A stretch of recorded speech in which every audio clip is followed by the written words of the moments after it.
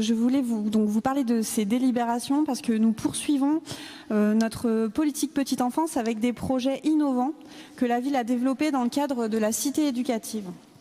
Alors pour quel objectif? Pour aller chercher les familles les plus éloignées des modes d'accueil dans les quartiers prioritaires, que ce soit pour des raisons culturelles ou économiques.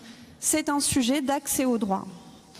Le premier projet, alors nous soutenons un projet de halte-garderie itinérante proposé par l'association TUI qui va se déployer à compter de septembre 2024 sur le quartier du Grand Parc. C'est en fait un bus aménagé et agréé par la PMI, couplé à une salle mise à disposition par le centre social GP Intensité, qui pourra accueillir chaque mardi jusqu'à 12 enfants âgés de 4 mois à 4 ans, dans un espace ludique et convivial. Les parents pourront confier leur enfant à l'heure, à la demi-journée, à la journée. C'est un très beau projet qui nous permettra d'avoir une véritable halte-garderie, un jour par semaine en pied d'immeuble, au plus près des besoins ponctuels et de répit des familles, et qui constitue un premier pas vers les modes d'accueil pour ces familles éloignées des modes d'accueil petite enfance.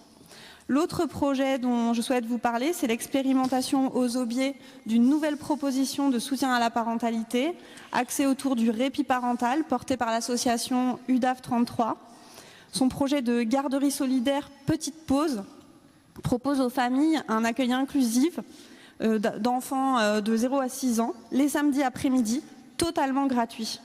Ces accueils les samedis après-midi se tiendront en cœur de quartier, juste à côté de la nouvelle école, dans la crèche associative des Petites Pousses du Lac, qui met à disposition ses locaux pour ce projet. Permettre aux parents d'avoir des temps de pause et une familiarisation avec l'univers de la crèche, c'est aussi les soutenir et les accompagner dans leur parentalité. Au travail pour développer ces projets innovants, je voudrais particulièrement remercier celles et ceux qui se sont mobilisés, qui se sont bagarrés, malgré nos cadres administratifs si contraints en petite enfance, que ce soit côté CAF ou côté PMI.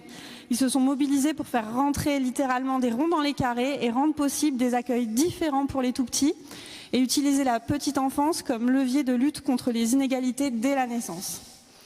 Comment être au plus près des besoins des familles pour avoir un système de qualité et humain? C'est aussi au cœur des sujets de la rentrée avec la publication du livre Les Ogres de Victor Castanet.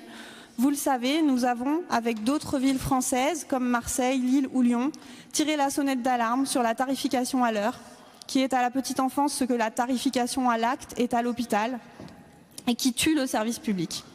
Nous pensons qu'un autre mode de financement est possible et nous demandons par exemple un montant plancher national par berceau pour garantir un socle de qualité et en finir avec le low cost, en miroir de notre travail reconnu sur les DSP, ou encore la redirection des financements publics nationaux des crèches d'entreprise vers les régies publiques de crèches. Que ce soit par le biais d'un appel à un changement de paradigme au niveau national ou de façon très concrète sur notre territoire en mettant en place des projets innovants, nous travaillons tous les jours pour améliorer la qualité de vie des familles et des tout-petits.